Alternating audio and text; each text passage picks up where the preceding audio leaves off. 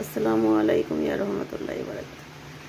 আজকে আমি হাতে কাচ্চি পিঠা রান্না করে দেখাবো। এখানে আমি আটা নিয়ে নিয়েছি, লবণ জল দিয়ে আটাটা মাখানো হয়ে গেছে।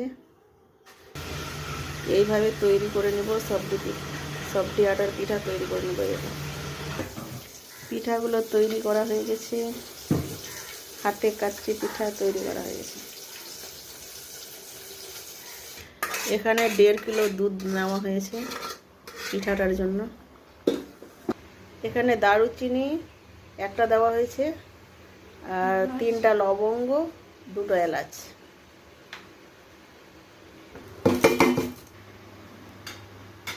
ফুটে গেছে, এবার পিঠাগুলো দিয়ে দেব।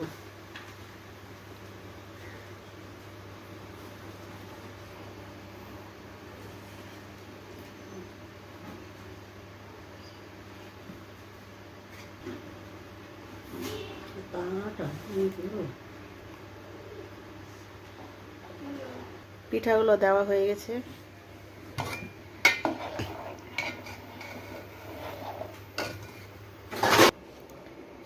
পিঠাটা তৈরি করা হয়ে গেছে।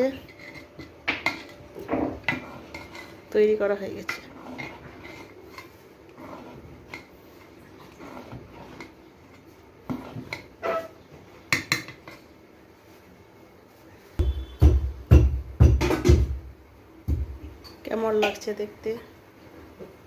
আল্লাহ হাফেজ।